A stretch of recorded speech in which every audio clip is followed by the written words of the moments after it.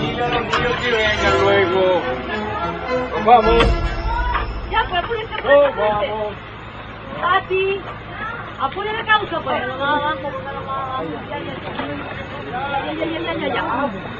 Y ya vamos.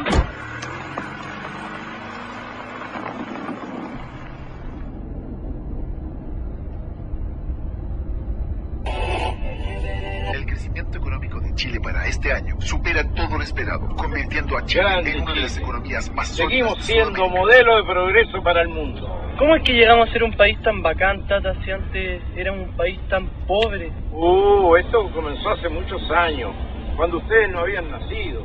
¿Con la guerra del Pacífico? No, no tan atrás.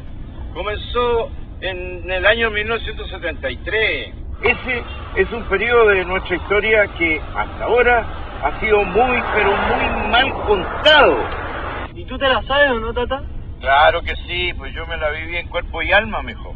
Entonces cuéntala, pues, Tata. Cuéntala, Sí, Tata, Ya. Que la Mira, cuente. todo empezó en esos tiempos, en que el mundo estaba, fíjate, dividido entre capitalismo y comunismo. ¿Y qué es el capitalismo, Tata?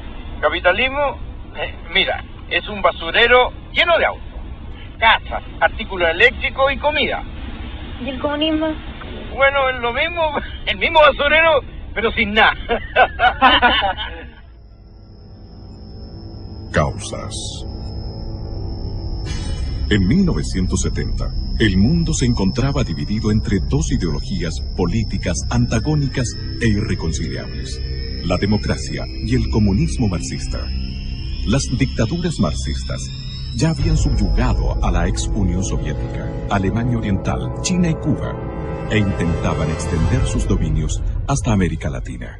Ese año, el comunismo marxista vio la oportunidad de tomarse Chile fácilmente, accediendo al poder por la vía democrática del voto ciudadano, de la mano del líder de la Unidad Popular, el socialista Salvador Allende Gossen. Pero esta historia comenzó un poco antes, cuando en 1964 fue elegido presidente de Chile el demócrata cristiano Eduardo Frei Montalva, cuyo gobierno pavimentó el camino para la entronización del marxismo en el país.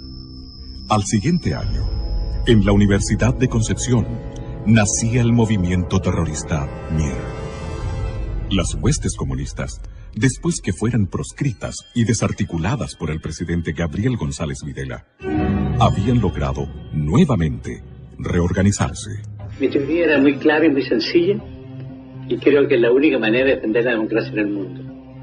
Y es que la libertad que da la democracia no puede servir para ser destruida.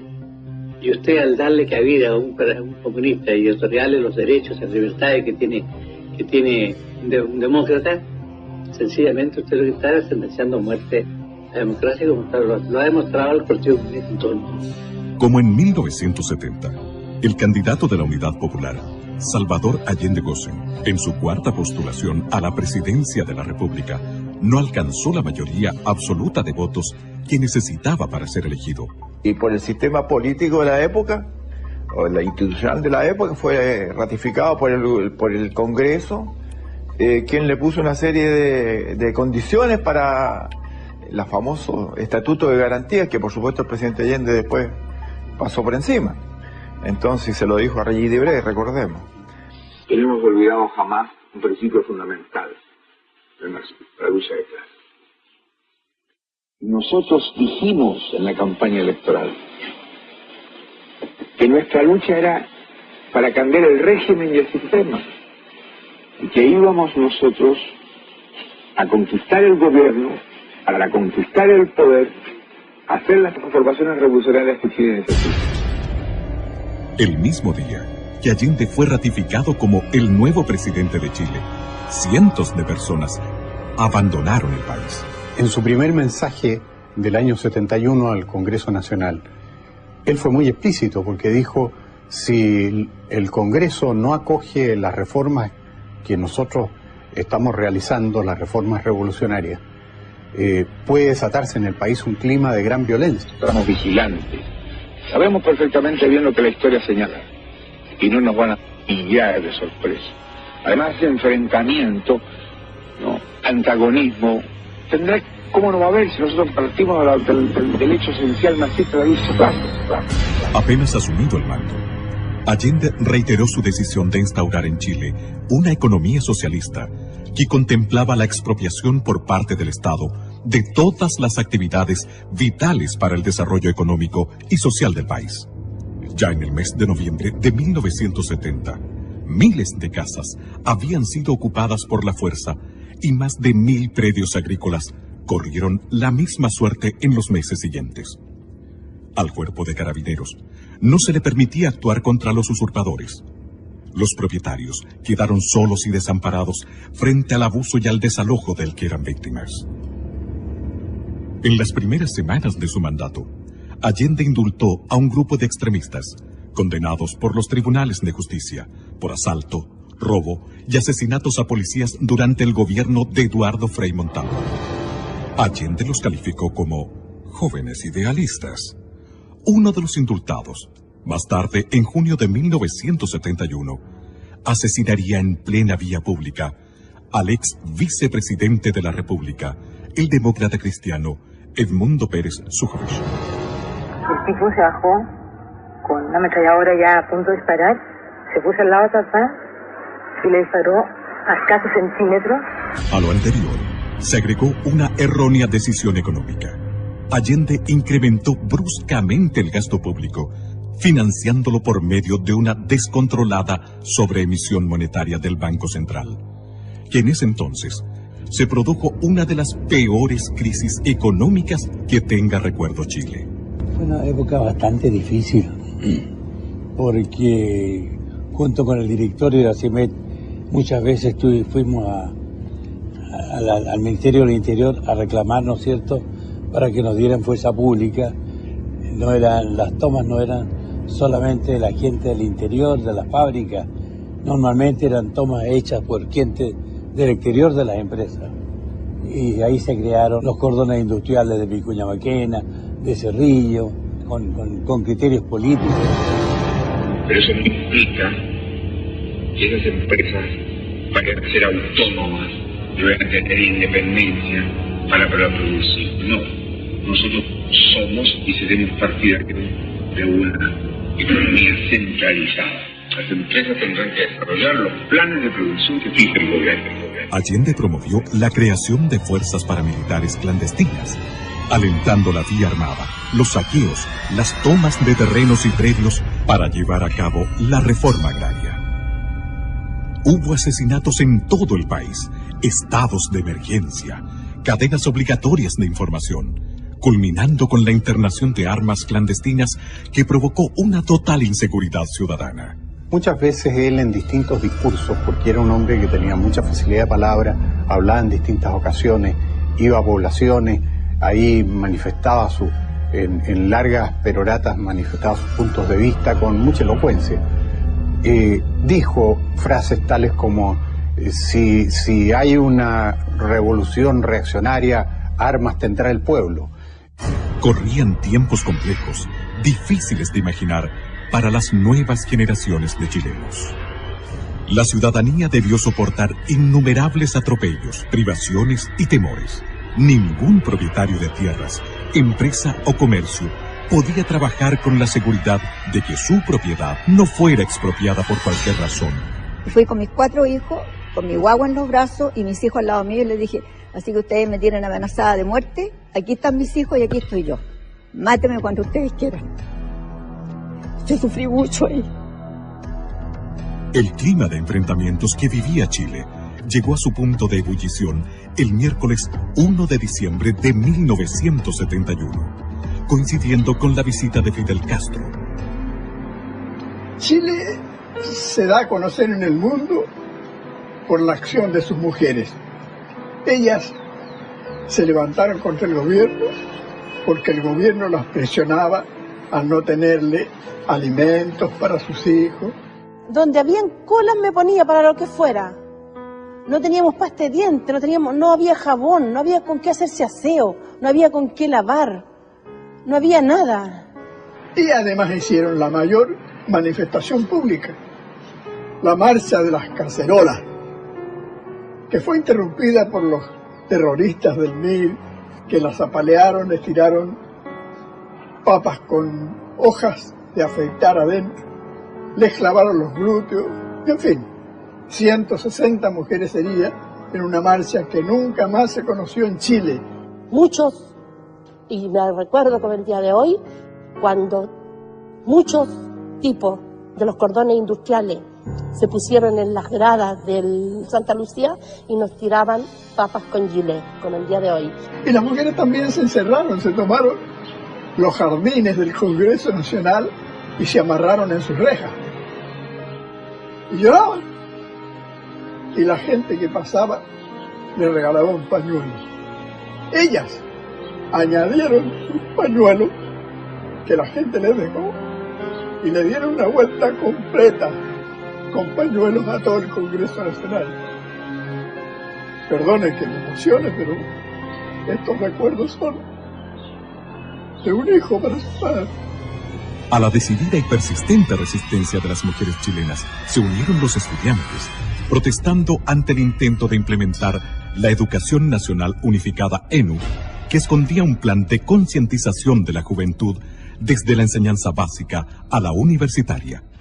Miles de estudiantes salieron a las calles a defender sus derechos y fueron apaleados por grupos extremistas con el beneplácito del ministro de Educación de la época, el radical Aníbal Palma. La crisis alcanzó muy pronto a los medios de comunicación. Perseguían a nuestros medios. Hubo una clausura de radios que duró 60 días. Las radios en Chile fueron en ese tiempo determinantes para informar a la población de lo que significaba caer en el comunismo. En marzo de 1972, una nueva y grave ilegalidad estremeció al país. Desde un avión de la línea aérea cubana de aviación, fueron desembarcadas en el aeropuerto de Pudahuel una serie de misteriosas cajas. Estas ingresaron al país vulnerando el procedimiento de control del Servicio Nacional de Aduanas, por orden expresa del entonces director de investigaciones y del propio ministro del Interior, Hernán del Canto. Semanas después, se pudo constatar que lo que contenían las cajas era armamento, ingresado ilegalmente al país, destinado al grupo de amigos personales de Allende, GAP. Que las únicas armas las pueden tener las Fuerzas Armadas, y este era un grupo armado paramilitar. Como fue muy criticado el hecho de que tuviera una Guardia Armada personal, GAP, después hicieron un cambio y dijeron no, si en realidad no es una Guardia Armada personal, es un grupo de amigos personales, y a eso obedece la sigla GAP. Años más tarde, el escritor cubano Norberto Fuentes confesaría en una de sus obras que ingresar armamento a Chile en cajas rotuladas como valija diplomática fue un procedimiento común del gobierno de Cuba durante el periodo de Allende. En junio de 1972, otra situación tensional sacudió al país al negarse el presidente Allende a promulgar completa la reforma constitucional aprobada por el Congreso, que volvía inexpropiables los predios inferiores a 40 hectáreas. Hay una ley. Esa ley indiscutiblemente nos va a llevar a nosotros a expropiar todas las haciendas, todos los fondos que supere el mínimo establecido por la ley. Y esto produjo un verdadero caos y desastre en la producción agrícola. Tanto es así de que las autoridades reconocieron en su tiempo de que la producción agrícola era equivalente al año 1935. Si no hubieran quitado el fondo, era como quitarme la vida.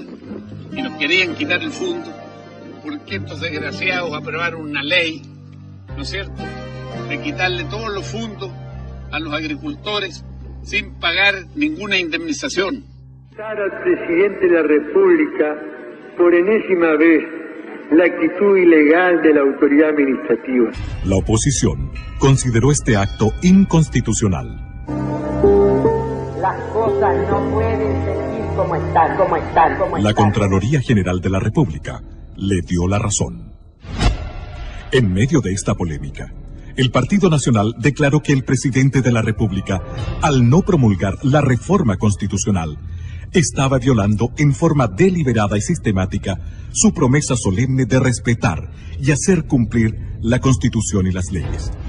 ¿Se imaginan ustedes cómo fue esto? en esos momentos en que había una efervescencia nacional, estuvimos a punto de una revolución. En el mes de octubre de 1972, en medio de una inflación galopante que superaba el 260% anual y ante la posibilidad de ser estatizados o ir a la quiebra, la agrupación de dueños de camiones inició un paro nacional. Querían seguir trabajando, había una persecución tremenda, si tú no eres comunista o socialista, preso, ¿ya? Y vino una sensación de inseguridad familiar primero, y después de todos los camioneros que son bravos para sus cosas. Comenzó a fallar la benzina. No le entregaban combustible a los camioneros, que éramos de una línea, ¿ya? Entonces, él formó el Mopare, que era una asociación de dueños de camiones, pero del lado contrario, ¿ya? El Mopare recibía todo, neumáticos, camiones, combustible, y a nosotros nos comenzaron a encerrarnos. Preocupado por la magnitud y los efectos de la protesta liderada por los camioneros, llamó a miembros de las Fuerzas Armadas a integrarse al gabinete, como una forma engañosa de establecer una solución y restaurar el orden. Me nombraron a mí como secretario general de ese entonces para tomar contacto con los interventores que eran de las Fuerzas Armadas, y en ese momento sonó el teléfono del Ministerio de Obras Públicas, donde estábamos, que queda frente a la Bolera. Era el presidente de la República que habló con el ministro Miolillate y le preguntó: ¿sabe usted dónde podemos encontrar a Jorge Álvarez? Dígale a Jorge Álvarez, porque así hablaba, que venga inmediatamente aquí a la Moneda. Entonces me dice: mire Álvarez, me dijo, soy un convencido que cada hombre tiene su precio. Decirme a mí esa weá. Y por lo tanto yo le voy a hacer un ofrecimiento a usted, con tal que me pare el paro. Que los camiones salgan mañana a trabajar. Y yo le hago depositar a usted en Nueva York, en una cuenta ultra secreta, $1 millón. Yo lo llevo mirando un rato. Si no está de acuerdo, 2 millones, me dice.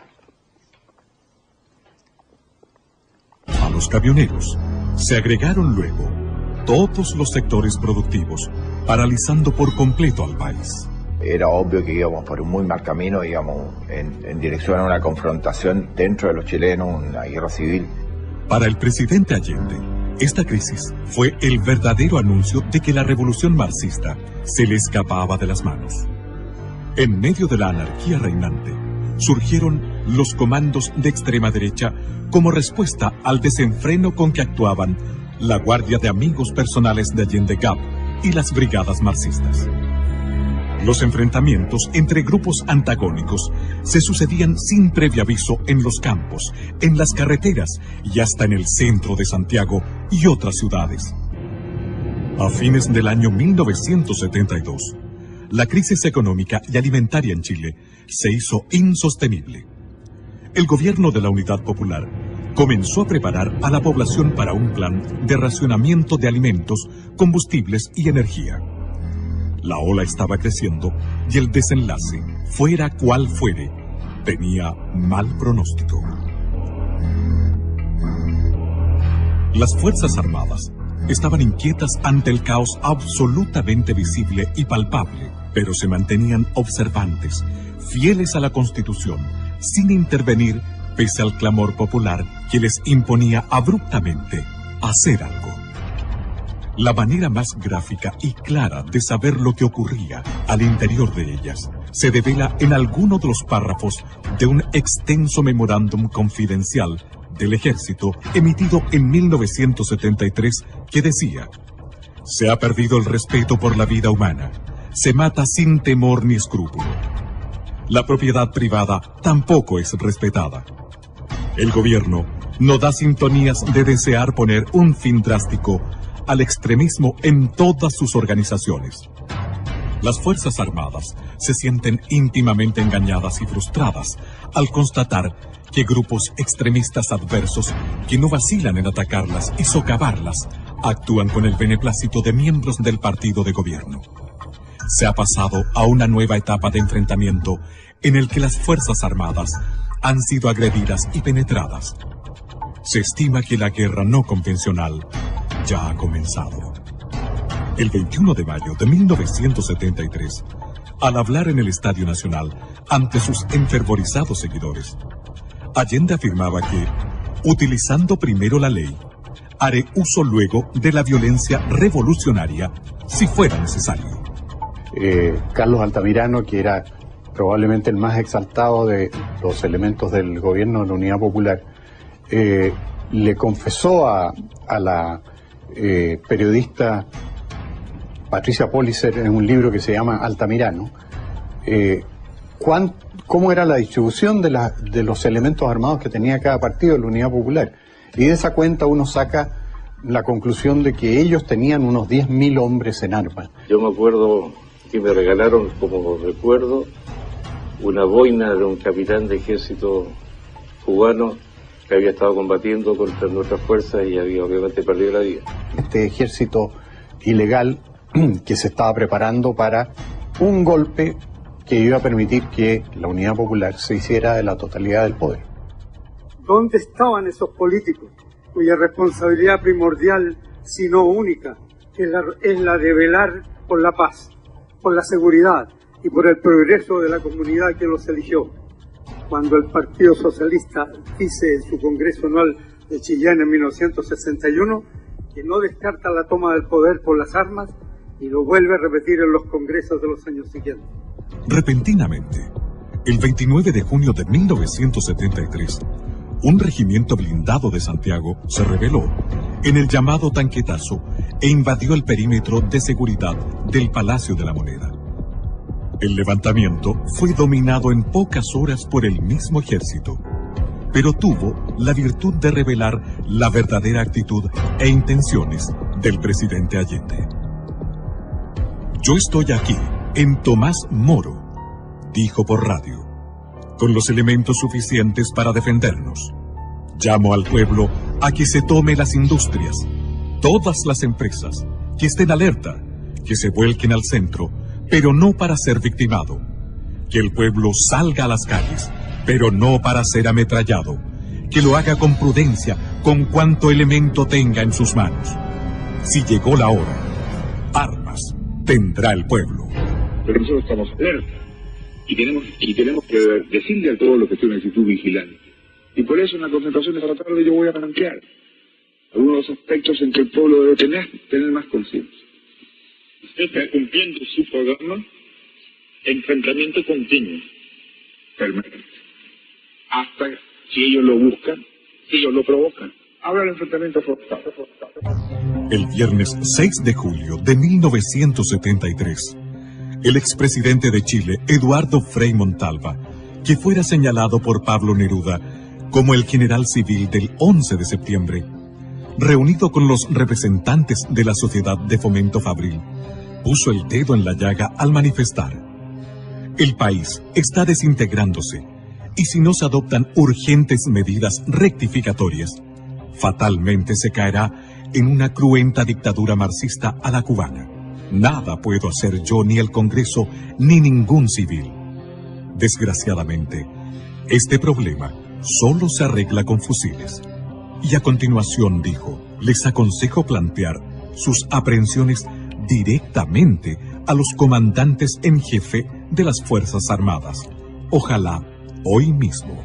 El 22 de agosto de 1973, la Cámara de Diputados del Congreso Nacional aprobó e hizo público el acuerdo que expresaba la desaprobación del ente legislativo ante las circunstancias y evidencias de lo que estaba ocurriendo en Chile, afirmando en alguno de sus párrafos que el gobierno no ha incurrido en violaciones aisladas de la Constitución y de la ley, sino que ha hecho de ello un sistema permanente de conducta, atropellando sistemáticamente las atribuciones de los demás poderes del Estado, violando reiteradamente las garantías que la Constitución asegura a todos los habitantes de la República, y permitido y amparado la creación de poderes paralelos y legítimos que constituyen gravísimo peligro para la nación.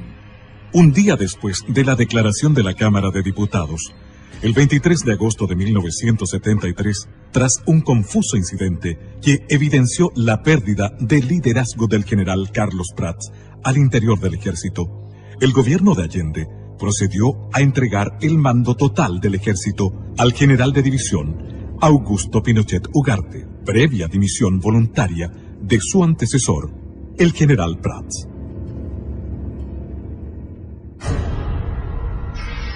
Pronunciamiento militar y estado del país al recibirse.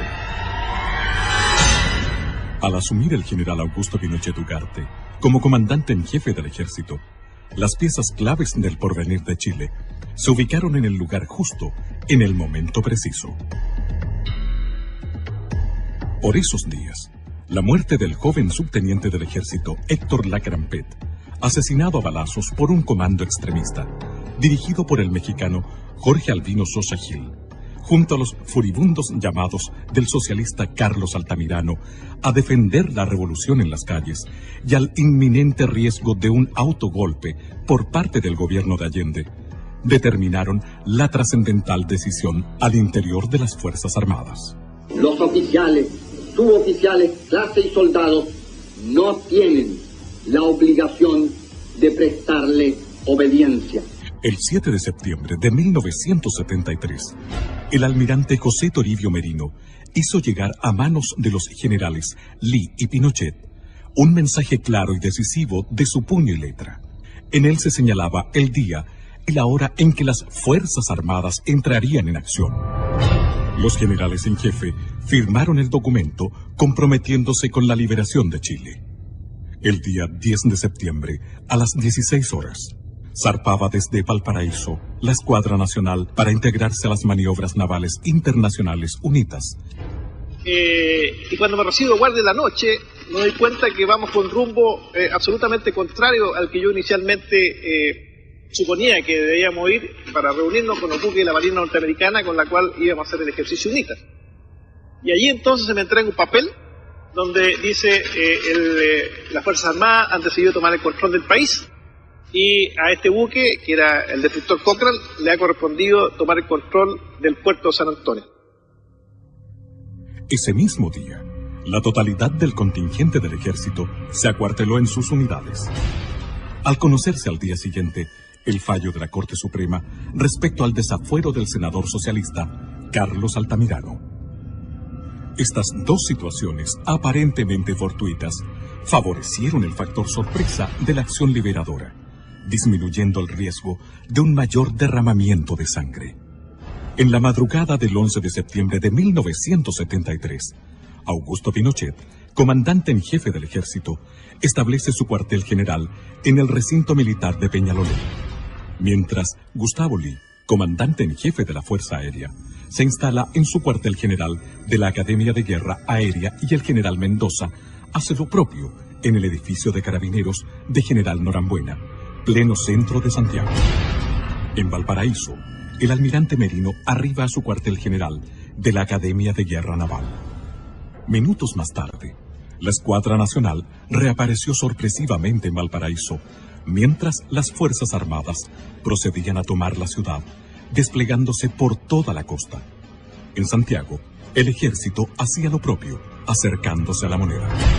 Santiago, 11 de septiembre de 1973, teniendo presente, primero, la gravísima crisis económica, social y moral las Fuerzas Armadas y Carabineros de Chile declaran, primero, que el señor presidente de la República debe proceder a la inmediata entrega de su alto cargo a las Fuerzas Armadas y Carabineros de Chile. La proclama de la Junta de Comandantes en Jefe de las Fuerzas Armadas y de Orden remeció a Chile entero.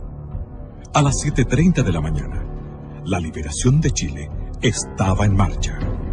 Que en pocas horas, las Fuerzas Armadas controlaban todas las ciudades y centros estratégicos del país.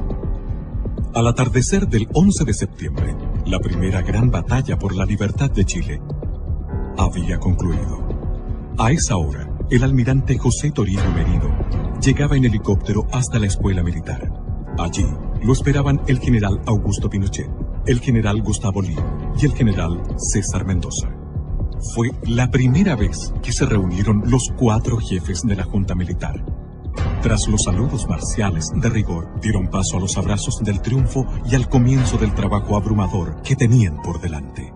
Semanas después del pronunciamiento militar, Patricio Elwin, uno de los principales líderes de la democracia cristiana, validó políticamente la acción de las Fuerzas Armadas de Chile al declarar en una entrevista a un corresponsal del News Service de Washington y Bonn. La llamada vía chilena de construcción del socialismo, que empujó y enarboló como bandera a la unidad popular y exhibió mucho en el extranjero, estaba rotundamente fracasada. Y eso lo sabían los militantes de la Unidad Popular y lo sabía Allende. Y por eso ellos se aprestaban, a través de la organización de milicias armadas, muy fuertemente equipadas, que constituían un verdadero ejército paralelo, para dar un autogolpe y asumir por la violencia la totalidad del poder. En estas circunstancias, pensamos que la acción de las Fuerzas Armadas simplemente se anticipó a ese riesgo para salvar al país de caer en una guerra civil o en una tiranía comunista. ¿Para qué queremos un nuevo gobierno? Queremos un nuevo gobierno para que venga a haber seguridad en la familia chilena, para que las mujeres puedan dedicarse a tu casa y a tus hijos y no tengan que estar perdiendo horas y horas, días enteros, en hacer la cola del aceite, la cola de la harina, la cola del azúcar, la cola del pan. La primera batalla había sido ganada, pero ahora venía otra, más larga y compleja que la anterior. Y bajó mi general en manga de camisa, con manga corta, en manga de camisa, y se sentó ahí y dijo, bueno, pues amigos, ustedes saben por qué están aquí. No, nosotros no teníamos muy clara la situación.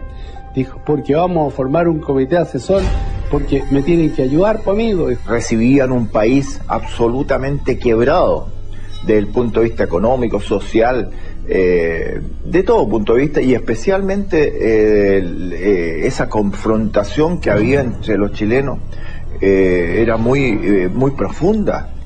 Así lo estimaba también el expresidente demócrata cristiano, don Eduardo Frei Montalva. Vengo a este sitio para, junto con todas las iglesias de Chile, orar por la paz y la reconstrucción de nuestra patria. Señor general, juráis, por Dios, por la patria y la justicia, cumplir y hacer cumplir los postulados del acta de constitución de la Junta, con toda la energía que vuestro amor por Chile y con todos los medios a vuestro alcance, cualquiera que sea el sacrificio que ellos os demanden? Sí lo juro. Sí lo juro. Sí juro. Sí juro. Ese mismo día se comunicó a las representaciones diplomáticas acreditadas en el país que la Junta Militar había asumido el mando supremo de la nación y que se rompía relaciones con Cuba y con Rusia. El expresidente Eduardo Frei Montalva declaraba al diario madrileño ABC: el marxismo, con conocimiento y aprobación de Salvador Allende, y acaso por instigación de Allende, había introducido en Chile innumerables arsenales que se guardaban en viviendas, oficinas, fábricas, almacenes. Los militares han salvado a Chile y a todos nosotros. Ese mismo día, 11 de octubre de 1973, al término del primer mes del pronunciamiento militar, el general Pinochet dio lectura a un informe sobre la situación sociopolítica del país, en el que advirtió que la tarea que estaban comenzando exigiría de grandes esfuerzos y largo tiempo. El país vive en estos momentos una de las etapas más difíciles de su historia. Ella es el fruto de una pesada herencia que recibimos. Las palabras del general Pinochet, refiriéndose a que no había plazos ni fechas claras acerca del término de su misión al mando de Chile, no fueron bien recibidas por la clase política chilena, en especial por los partidos de centro que esperaban ser beneficiados con una entrega inmediata del poder por parte de las Fuerzas Armadas.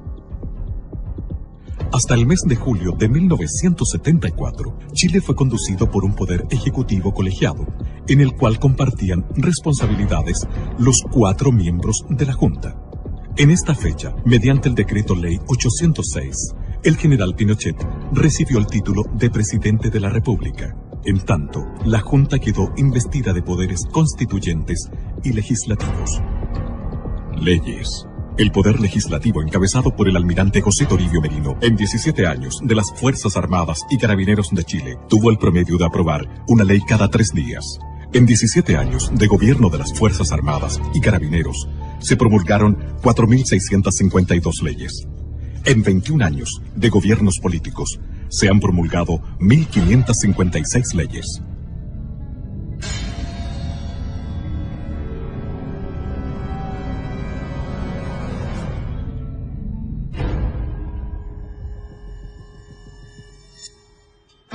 Bajo la conducción del presidente Pinochet, se organizó el Comité Asesor, encargado de diseñar el plan que se requería para sacar a Chile de la ruina en que lo había sumido el marxismo. Nos pusimos en la tarea con varios personajes como Gastón Acuña, Jaime Guzmán, Rubén Díaz, Neira y otros, a la creación de cosas que el gobierno debía hacer, darle ideas a los militares. Si bien los militares no tenían una concepción de detalles sobre el manejo económico del país, contaban con la suficiente inspiración para delinear y aplicar un modelo innovador de desarrollo y con los conocimientos de una serie de destacados oficiales jóvenes que habían hecho estudios y obtenido títulos universitarios en economía en paralelo a su carrera militar. Estudiaba yo en la universidad, en la Escuela de Economía, cuando un día, estando en la Academia de Guerra, el subdirector de la Academia de Guerra era precisamente el comandante don Augusto Pinochet Ugarte. Llegué a Santiago y nos constituyó a cargo del general Canesa a 10 oficiales del ejército que habíamos tenido de alguna u otra forma de preparación extrainstitucional para que le ayudáramos en esta asesoría, lo que se llamó el Estado Mayor Presidencial primero, pero que después pasó a llamarse el Comité Asesor. Que después de algunos pocos 2 o 3 años se transformó en el Ministerio Secretaría General de la Presidencia. No teníamos ni dónde almorzar, ¿se acuerdan? Y nos daban un rancho como Carabino. ¿Qué íbamos a alegar? Así nació esta cuestión, de a poquito, de a poquito, de a poquito. Así, asesorado por su propio staff y por la pericia de un grupo de jóvenes y brillantes economistas, egresados de la Universidad Católica de Chile, con postgrado en la Universidad de Chicago, y del propio Milton Friedman, el presidente Pinochet asumió este desafío, firmemente convencido de que era el único modo posible de levantar al país en corto tiempo. El 14 de septiembre de 1973 se integró a este equipo el economista Sergio de Castro, asesor del ministro de Economía Fernando Lenis y uno de los redactores del célebre documento denominado El Ladrillo, que más adelante se convertiría en el líder de los economistas liberales que diseñaron y dieron vida al milagro chileno. Los militares ordenaron todo este asunto del país. Estoy escuchando su conversación y sabe que lo más importante es que una vez que los militares ingresaron al gobierno, automáticamente el marxismo se terminó. Y la guerra también. Ojalá hubiese sido así, porque a partir del 11 de septiembre del 73 se renovó con mayor fuerza la guerra irregular. Tata, ¿qué es la guerra irregular? ¿No son tan guerras? Mira, son guerras no como las tradicionales, es cuando no se ve el enemigo de cara. Eso es terrorismo, es lo que pasa con las FARC, con los talibanes. Chuta, ¿y eso pasó aquí en Chile, Tata? Sí, y muchas cosas más, porque a partir del 11 de septiembre del 73 vinieron muchos problemas, pero hay muchos que lo niegan. ¿Sabes, Tata? No entiendo nada. No te preocupes, yo te voy a explicar. La guerra irregular, atentado al presidente y Carrizal Bajo. Durante el gobierno de Allende, el senador comunista Volodya Teitelboy comentó públicamente que morirían entre 500.000 a 1 millón de chilenos al estallar la guerra civil. Yo recuerdo el mismo 11 de septiembre, por el puesto en que a mí me tocó ir a servir, cuando trajeron el armamento recuperado de la casa del presidente de la República, de Tomás Moro, y aparecieron los fusiles AK-47, los famosos Kalashnikov, este fusil tan en esos años propio del Pacto de Varsovia, o sea, toda la gente de la órbita soviética. Si esta guerra civil nunca llegó a cumplir su sangriento objetivo, fue gracias al trabajo de los servicios de seguridad e inteligencia de las Fuerzas Armadas y de Orden, las que debieron enfrentar un largo estado de guerra irregular que costó la vida a varios de sus miembros. Evidentemente que existía una guerra no regular, una guerra no declarada, pero existía. Nosotros los carabineros sufrimos muchas bajas, nos mataron mucha gente. Todo ese impacto nos llevó a concluir de que habían estas bandas organizadas con mucho poder y hubo que organizar servicios de seguridad que lucharon intensamente contra esa gente y no como se dice actualmente se luchó contra los opositores del gobierno militar, ¿no? Por consecuencia, esto los obligaría a aceptar que el calificativo recurrente de asesinos en realidad se lo merecen quienes armaron a jóvenes inexpertos para enfrentarse al ejército institucional y no los miembros de este, que por obligación profesional debieron reprimir a un ejército irregular. Hoy puedo afirmar que por suerte no obtuvimos la victoria, porque de haber sido así, teniendo en cuenta nuestra formación y el grado de dependencia con Cuba, hubiéramos ahogado el continente en una barbarie generalizada.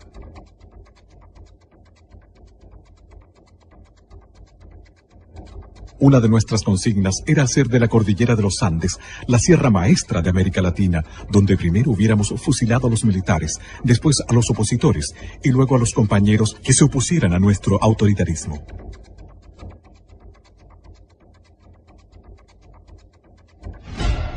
Este estado de guerra irregular solo fue evidente para la ciudadanía a través de algunos hitos que trascendieron hacia la opinión pública, como los secuestros y asesinatos de relevantes personajes del quehacer nacional.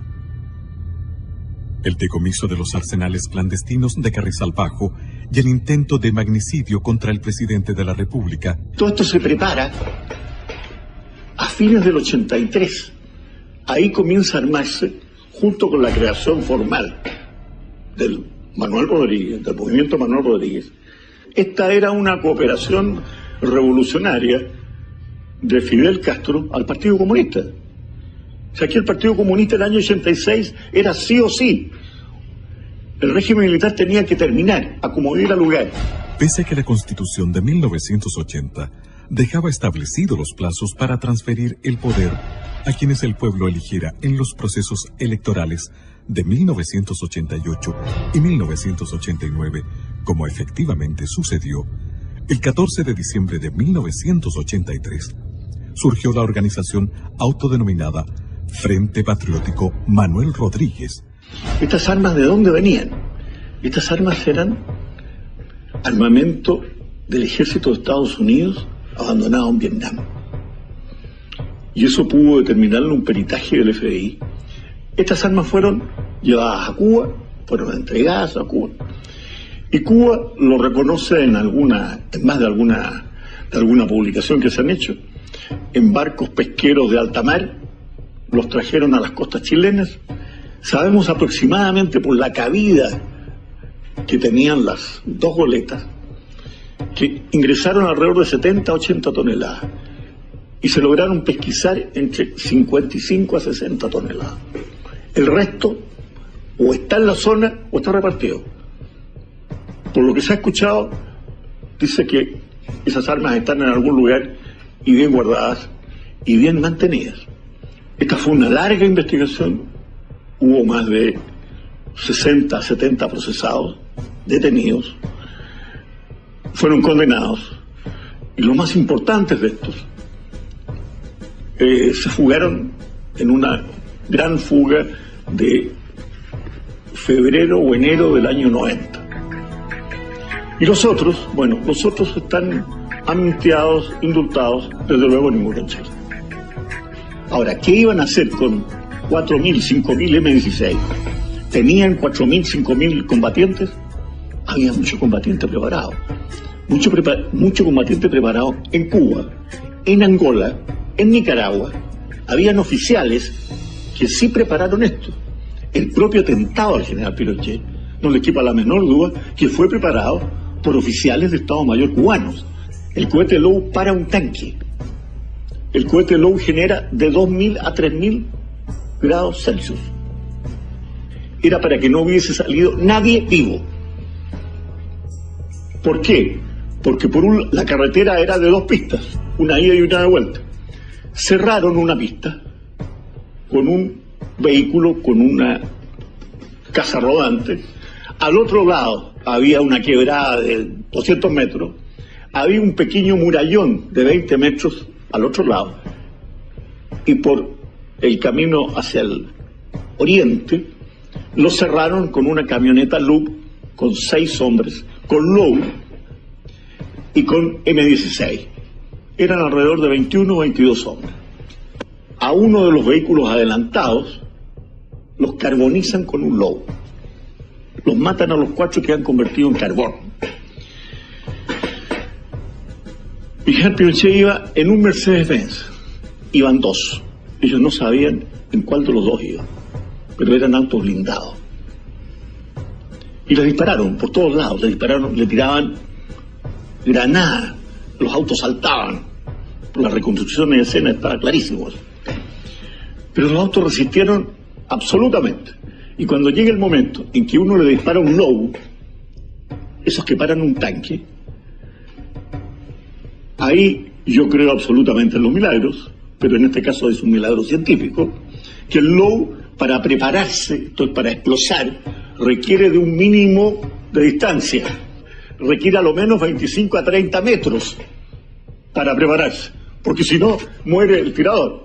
Bueno, aquí este hombre se acercó para asegurar el blanco y disparó a 10 metros. Y el Low no estalló.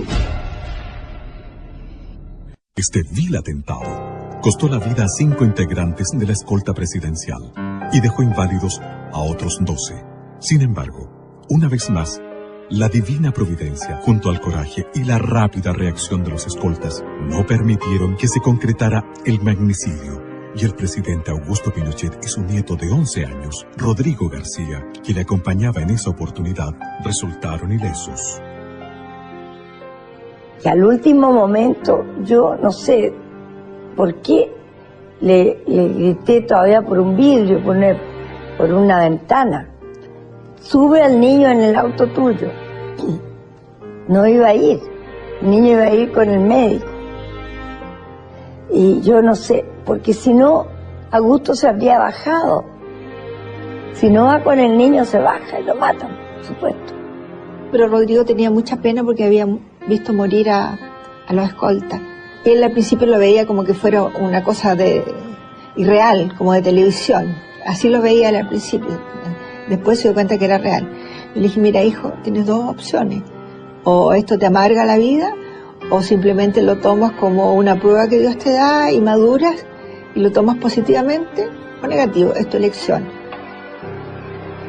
Al hacerse público este cruel atentado en contra del primer mandatario de la República, la ciudad de Santiago se volcó a las calles en una marcha que congregó sobre 700.000 personas, que desfilaron durante 8 horas frente a su presidente. Destacando las escarapelas del partido Avanzada Nacional, bastión nacionalista que llegó a tener 122.000 militantes.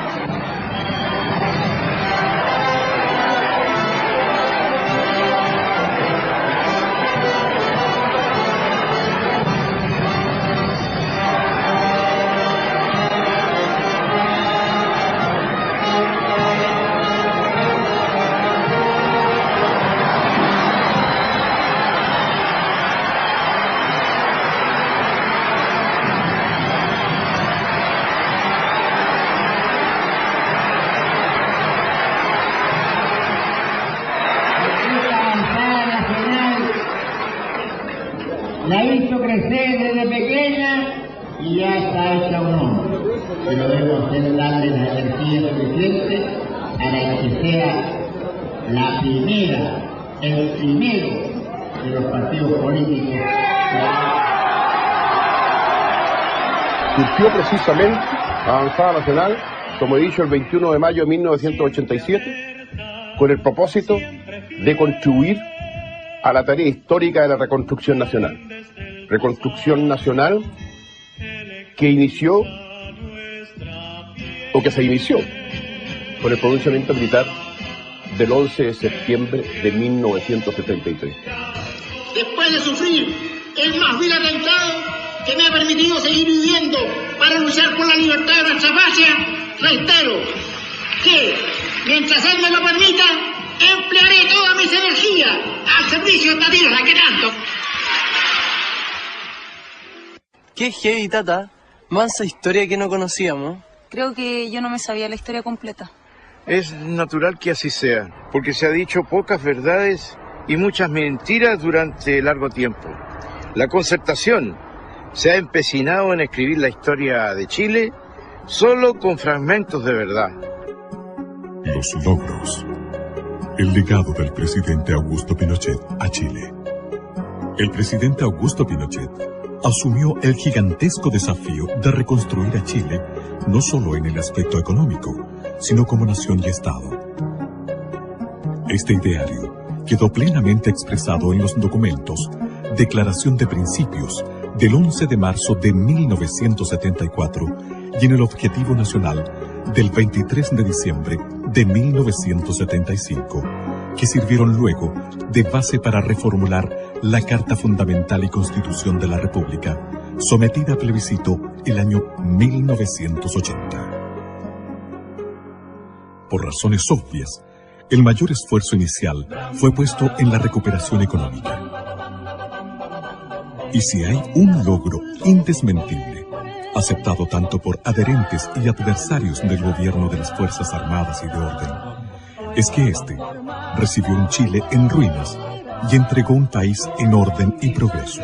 Cuando en el resto del mundo, en prácticamente todo el mundo, existía una política muy estatista, muy socialista, en que era absolutamente distinta de esta economía. En el mismo Chile, la economía estaba absolutamente fijada y manejada, estaban fijadas las tasas de interés, estaban fijados 3.500 precios, sencillamente estaba desconocida prácticamente la propiedad privada.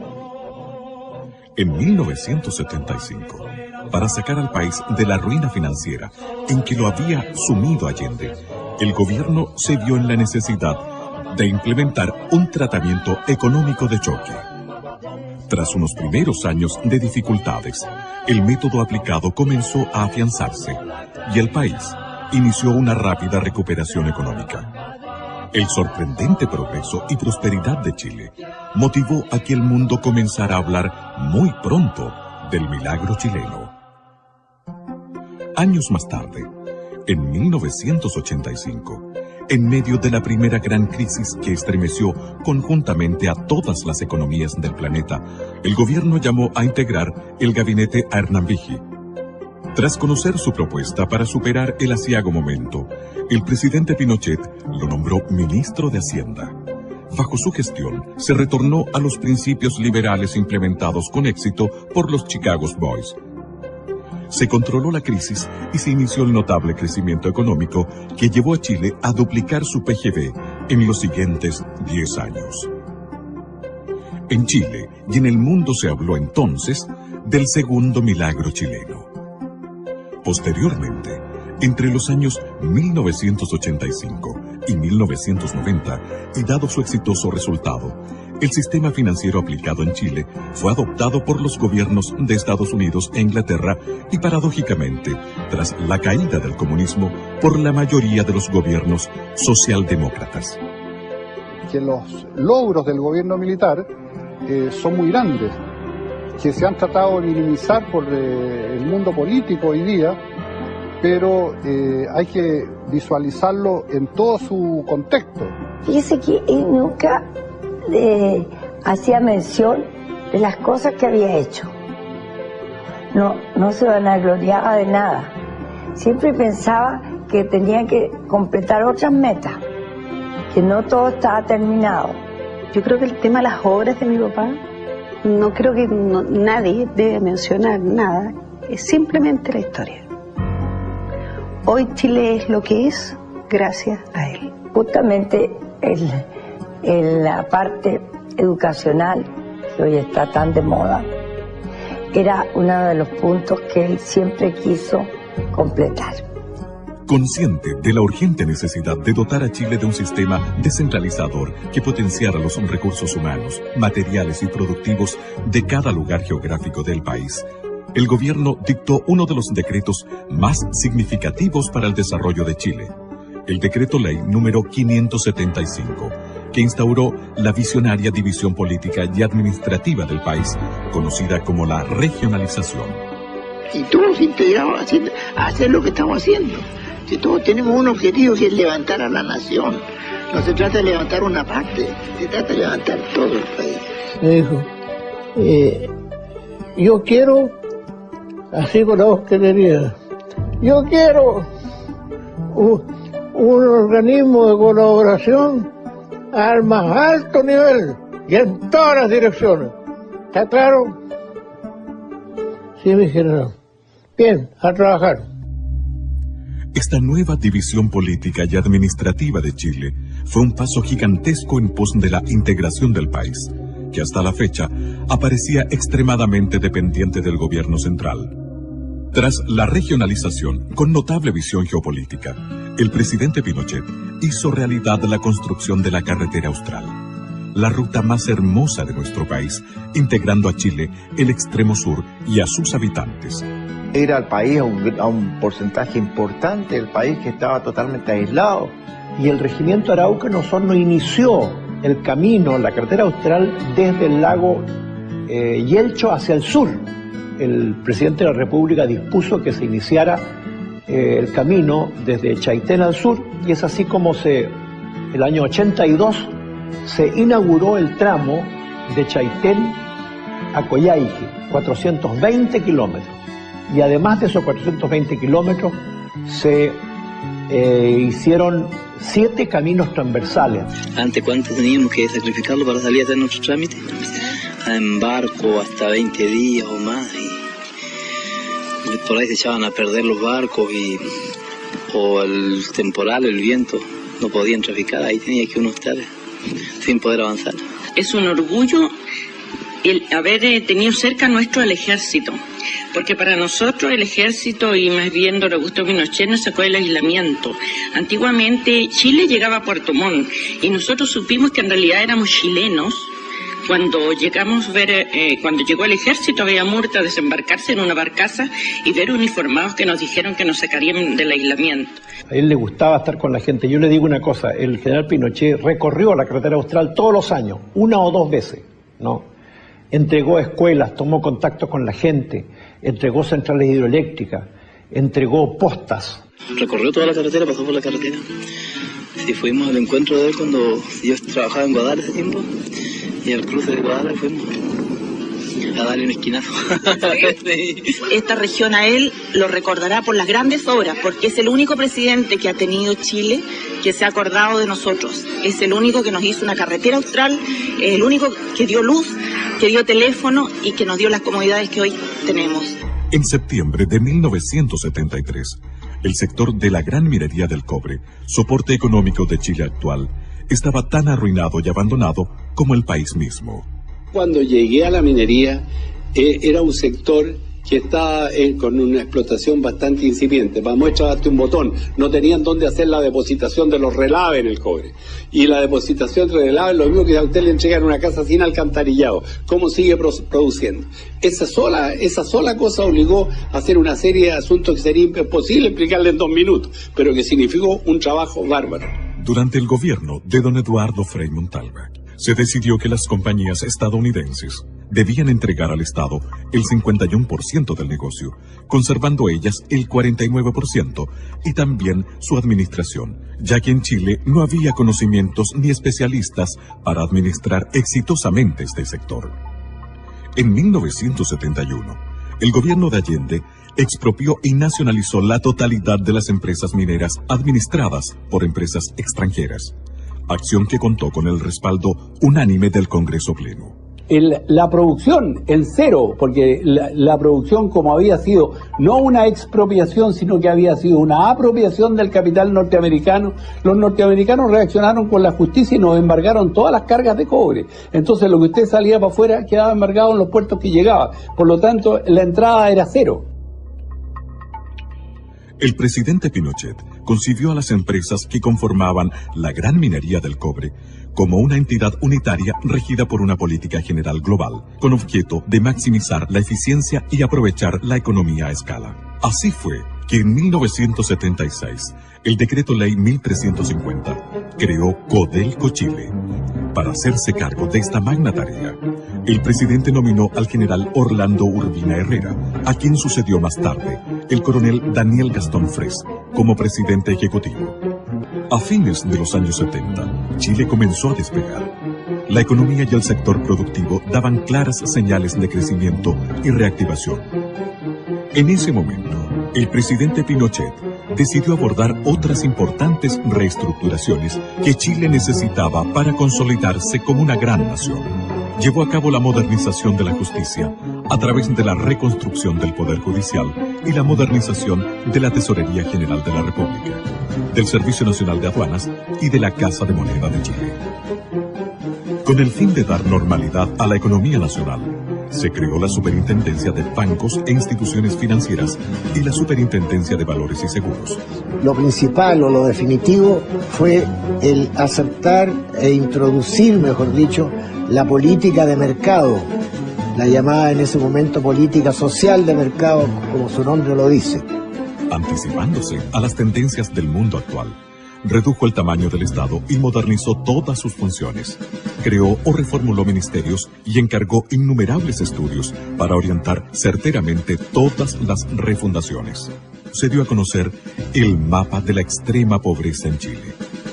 Un estudio encargado por el AODEPLAN y al Instituto de Economía de la Universidad Católica, con objeto de conocer la cantidad y distribución de los pobres en el país.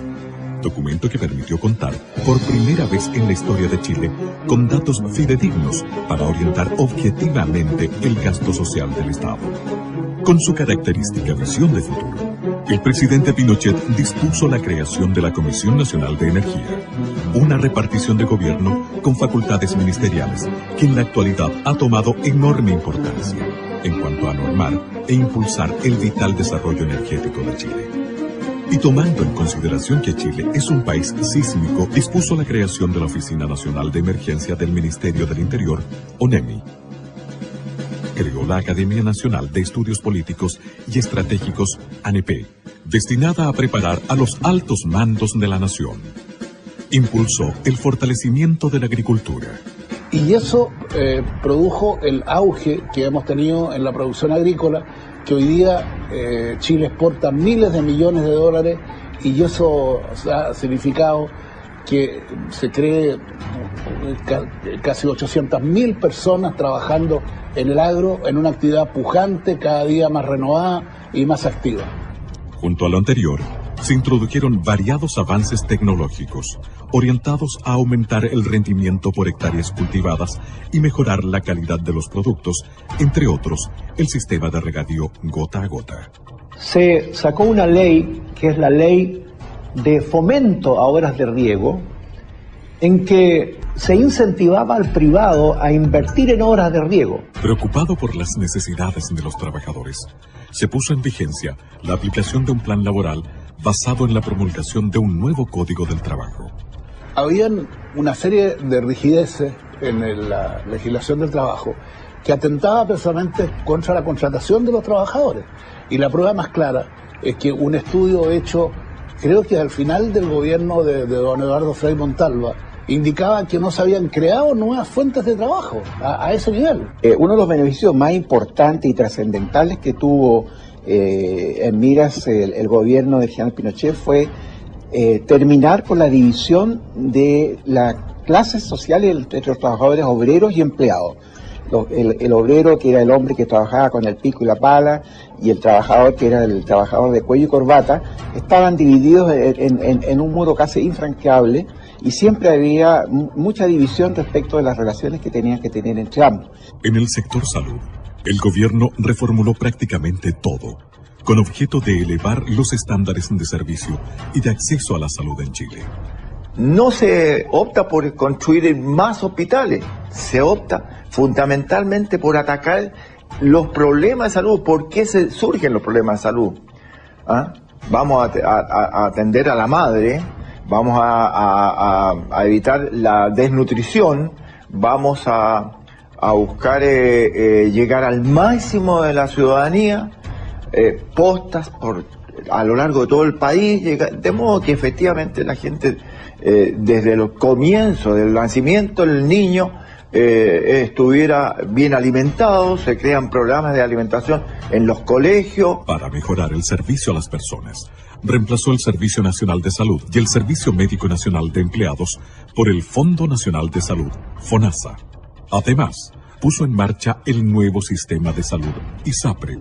Los índices de salud durante el gobierno militar, reconocidos no por el mismo gobierno militar ni por el Instituto Nacional de Estadística, sino que por la Organización Mundial de la Salud. Los índices estaban cercanos a los países desarrollados. Las innovaciones alcanzaron también al área previsional, reemplazando un sistema de reparto en manos del Estado por una gran reforma, creando un nuevo sistema de pensiones de vejez, invalidez y sobrevivencia. Usted comprenderá que si las cajas de previsión estaban quebradas todas las cajas de previsión, el sistema previsional chileno no es que lo hayan inventado porque había que reinventar uno nuevo por ponerle nombre, era porque estaba todo en el suelo. El manejo de fondos pasó a manos privadas a través de las administradoras de fondos de pensiones, AFP. Al mismo tiempo que es efectivo y eficiente, y que es copiado por muchos países del mundo, permite generar en Chile una tasa de ahorro excepcional, de luego en Latinoamérica. Modificó el sistema educacional chileno con objeto de vincularlo con la realidad laboral y productiva del país, a través de la Ley Orgánica Constitucional de Enseñanza LOCE, que establece los requisitos mínimos que deben cumplir los niveles de enseñanza básica y media. Antiguamente teníamos alrededor de 100.000 alumnos en la educación superior, llegamos a 300.000 alumnos en la educación superior, abriendo las posibilidades de la universidad a muchos chilenos. Estableció la beca Presidente de la República, que ha sido útil para la formación de excelencia y reforzamiento de las nuevas generaciones en centros de estudios en Chile y en el exterior. En 1980, tras varios años de estudios y redacción que comenzaron en 1974, el gobierno de las Fuerzas Armadas y de Orden sometió a la opinión de la ciudadanía el texto de la nueva Constitución de la República de Chile, a través de un plebiscito que convocó sin distingos políticos partidistas a todos los chilenos residentes en el territorio nacional. Total nacional. Votos sí, 3.943.068. Votos no, 1.100.000 729.018. Nulos, 165.855. El país aprobó la nueva Carta Fundamental, que hasta hoy rige a Chile, dándole pleno respaldo a las reformas y modernizaciones presentes en ella, como también a las disposiciones transitorias que establecían que la Junta de Gobierno asumía las funciones legislativas y constituyentes con el capitán general Augusto Pinochet Ugarte como única autoridad ejecutiva a nivel nacional, y al marco institucional que establecía el mecanismo para la sucesión del presidente a través de un plebiscito a efectuarse en 1988 y posteriormente, según los resultados de este, la realización de elecciones libres presidenciales y parlamentarias en 1989, tal cual aconteció. Reafirmando lo anterior, el presidente Pinochet dispuso e impulsó la construcción de las instalaciones del actual Congreso Nacional en la ciudad de Valparaíso y creó la ley de partidos políticos con la cual se rigen la totalidad de los partidos existentes en la actualidad. Con notable visión geoeconómica, el presidente Pinochet puso especial énfasis en el desarrollo del comercio exterior que años más tarde daría paso a los innumerables tratados de libre comercio que han significado prosperidad económica y nuevas fuentes de trabajo en Chile. Y creó ProChile para proveer al comercio exterior de un instrumento de promoción y respaldo especializado, con una oficina en cada una de las sedes diplomáticas nacionales. En este periodo se inició el gran poder exportador de productos no tradicionales que a la fecha solo era de carácter minero. Chile se convirtió en el principal país exportador hortofrutícola del hemisferio sur. Se dispuso la apertura de la economía al mundo exterior. Se eliminaron las barreras no arancelarias y se aplicó la rebaja y uniformidad de los aranceles. Hecho este último que permitió al presidente Pinochet concretar dos logros en uno. Al implementar la zona franca de Iquique y el moderno aeropuerto en la misma ciudad, como medio de estimular la recuperación económica de la zona. Creó el Servicio Nacional de Turismo, Sernatur, encargada de la promoción del turismo a nivel nacional e internacional. No solo las grandes transformaciones y modernizaciones ocuparon al presidente Pinochet. Su grandiosa obra está salpicada de detalles. Tenía mucho aprecio a los mapuches.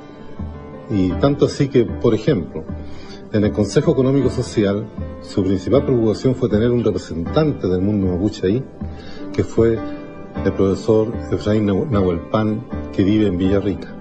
Además, en el sur, él fue nombrado lonco, se le entregó la clava, que es el toque de mando de los mapuches, como símbolo, y de hecho, ellos tienen muy buen recuerdo, porque cuando hubo que repartir las tierras después de la reforma agraria, ellos se convirtieron en propietarios, verdaderos propietarios de sus tierras. Creo que era un ser excepcional, una persona preocupada de todos quienes trabajábamos al lado de él. Siempre tenía una palabra de preguntar de cómo se encontraba la familia.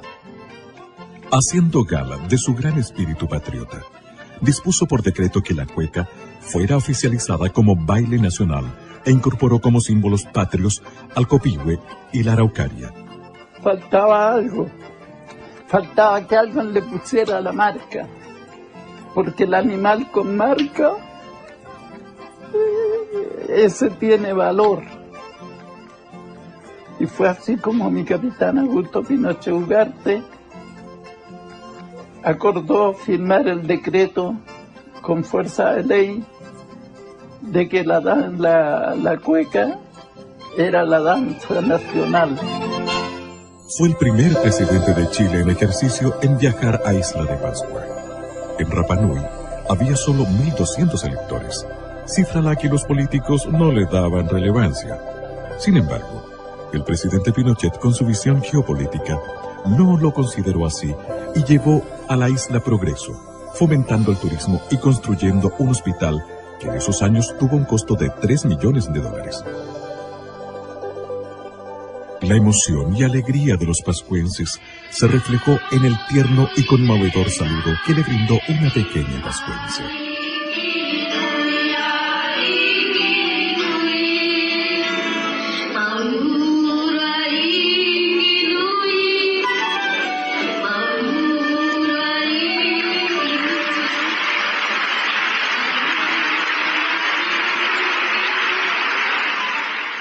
Es dable destacar que durante el gobierno del presidente Pinochet, en Chile se realizó la mayor cantidad de obras públicas y sociales que se haya gestado antes en el país. Se creó e instauró el innovador sistema de subsidios de gobierno anteriormente inexistente, como método para facilitar el acceso de los chilenos a vivienda, salud, educación, pensiones y otros bienes. Se inició la erradicación de las poblaciones marginales, trasladándolas a lugares más saludables y hospitalarios. Se construyeron 550.000 viviendas que beneficiaron a 2.600.000 personas, entregando además 309.000 subsidios habitacionales. Fíjese que cuando asumió el gobierno militar, en agua potable había una cobertura de un 68%, y eso se entregó después de 17 años con una cobertura del 98% de la población chilena que tenía alcantarillado. De agua potable, perdón. Y alcantarillado había recién un 35% de cobertura cuando asumió el gobierno militar, y se entregó con un 75%. Dispuso la construcción del embalse El Toro, las centrales hidroeléctricas de Colbún Machicura, e inauguró 2.875 plantas eléctricas, potenciando el desarrollo del país y mejorando los estándares de vida de cientos de pueblos y ciudades que tuvieron acceso a la electricidad. Bajo su presidencia se construyeron 2.155 kilómetros de caminos y 450 nuevos puentes. No conozco ninguno de los puentes que se hicieron durante nuestro gobierno que se hayan caído por algún problema, como también han sucedido últimamente. Impulsó, construyó y puso en marcha el Metro de Santiago, con 36 estaciones y 50 trenes. Creó la DIGEDER, hoy Chile Deportes, como un ente necesario para normar y estimular el deporte en todo Chile. Con cálida dedicación, apoyó a la primera dama, señora Lucía Iriart de Pinochet, en la exitosa creación del voluntariado femenino, cuya obra se mantiene vigente en todo el país para beneficio de los más débiles y desvalidos, y que ha contribuido a la valoración de las mujeres como importantes artífices en el desarrollo social, político y administrativo del país. En 1974, cumplió el compromiso que hicieran a la Virgen del Carmen los padres de la patria, el que por más de un siglo y medio estuvo pendiente, levantando en su honor el templo votivo de Maipú, en el sitio donde libró la batalla decisiva por la independencia de Chile. Yo creo que el gobierno militar sentó las bases para que se construyera un Chile moderno. Y yo creo que eso es lo más importante del gobierno militar. Además, durante este periodo, el gobierno chileno evitó 2 conflictos bélicos internacionales, una guerra con Perú y una guerra inminentemente con Argentina, sin ceder jamás ni un centímetro de territorio. Yo conociendo esto, ¿no es cierto?, sabiendo que venía un periodo crítico, reuní a las autoridades de Punta Arenas, y ahí me acuerdo bien claro que le dije que la guerra era lamentablemente inminente. Nosotros tuvimos, si mal no recuerdo, 3 o 4 meses en los canales del sur, con toda la inclemencia del tiempo, preparados para lo peor. Recuerdo perfectamente que el comandante del buque formó la dotación y fue con arenga. O sea, nosotros definitivamente zarpamos al combate. Era un buque, para ponerlo en palabras simples, un buque señuelo de misiles. O sea, era el buque que de alguna forma iba a atraer a los misiles de la escuadra enemiga, con la cual nos íbamos a encontrar a las 7 de la mañana. Así que la verdad, las posibilidades de sobrevivencia a ese buque eran bastante escasas. Sin embargo, cada uno cumplió exactamente con su deber y cada uno estaba en su puesto.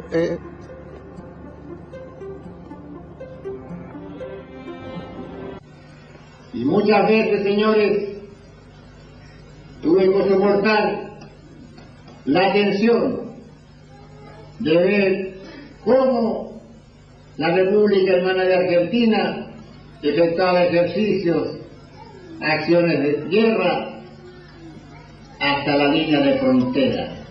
Y ahí fue cuando en esa oportunidad le manifesté al señor presidente Videla que mientras hicieran ejercicios hasta la frontera no había problema. Pero ahí se pasaba la línea de frontera. Ahí se pasaba. Recibí esa orden que estaba escrita directamente de Pinochet y decía más o menos lo mismo. Ante posible acción ofensiva de fuerzas argentinas, defenderá su zona jurisdiccional combatiendo hasta el último hombre. Esa es la misión que yo, como comandante en jefe, recibí. No hay ser humano en el mundo que odie más la guerra que no sea el militar. Porque el militar conoce la guerra desde adentro y en profundidad. Que aquel magallánico que creyera no tener la capacidad, la moral, la fuerza anímica para resistir a la acción de una guerra, les pedía, pero no lo podía ordenar porque no había declaración de guerra, les pedía que dejara la zona. Estuve con la observación en el aeropuerto y en el puerto durante una semana para ver cuántos magallánicos abandonaba Punta Arenas. Ni uno. Ni uno. Obviamente las circunstancias fueron variando, pero la buena voluntad, también con un impulso que vino del Vaticano, evitó que nuestros países hermanos desde siempre entraran en un conflicto bélico. En 1987, Chile recibió la ilustre visita de su santidad, el Papa Juan Pablo II, principal artífice mediador en el Tratado de Paz entre Chile y Argentina. Si hay una imagen que todos los chilenos recordamos de aquella ocasión, es la de su santidad el Papa Juan Pablo II en los balcones de la Moneda acompañado del presidente Pinochet, ovacionados por una multitud congregada en la Plaza de la Constitución. Ese mismo pastor, jefe de la iglesia en el orbe, que tras reunirse con el presidente Pinochet por 3/4 de hora, en vez de los 20 minutos programados por agenda, se reunió con los obispos de la iglesia chilena y en ese encuentro privado les dispuso su total presidencia y participación en la marcha política del país. Años después, su santidad Juan Pablo II envió una carta personal felicitando y dando su bendición al general y su esposa, señora Lucía, por cumplir 50 años de matrimonio. Y no podía ser de otra manera. Pinochet fue un católico observante que durante todo su periodo de gobierno respetó e hizo respetar los valores de la Iglesia, como también el de los otros credos religiosos. Oye, ¿te conviene que hayan caballos? Oye, mami, me dijiste que había motos. No, sí hay. Llegamos, al fin. Ay, ay, ay. Apúrate. ¿Está buena la vista? Mira, la verdad es que está bonito, ¿ah? Sí, igual hemos invertido tiempo acá. Mira este paisaje, Samuel, miren. Miren la maravilla, la panorámica. Mira. Y ese letrero dice Carretera Austral, Augusto Pinochet Ugarte. ¿Qué espectacular, te gusta? Una maravilla. Cientos de kilómetros de carretera que antes de Pinochet eran intransitables. Oye, Tata, Sí. ¿tú crees que después de todo esto la gente dejó de hablar mal de él? No, hijita. El dicho es que el mal nunca descansa. Entrega del país a los políticos. Venganza e inmortalidad. Tal como estaba establecido en la Constitución Política de la República, aprobada por los chilenos en 1980, el gobierno del presidente Pinochet llamó a un plebiscito en 1988 para conocer la voluntad ciudadana respecto a la continuidad del régimen o al traspaso del poder a la clase política. Va a querer un dictador fijarse plazo. En este momento, fíjate que estamos a un paso, me han nominado y estamos a un paso de llegar a efecto plebiscito. ¿Cuál es el ansia de poder que tengo yo?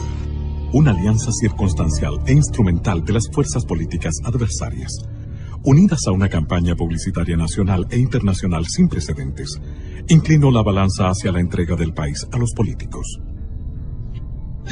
Que por sobre la contingencia está Chile y sus valores permanentes. En consecuencia, acatamos los resultados que el país ya conoce. Esa imagen, que yo cuando era senador también la viví, cuando el general Pinochet le entrega la banda presidencial a Elwin, ningún gobierno de facto que yo conozca ha hecho eso.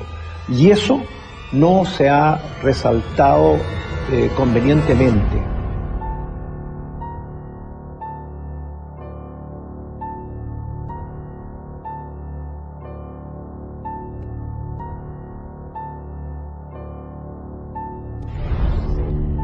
Las instrucciones a los ministros, a los intendentes, fue preparar una entrega modelo.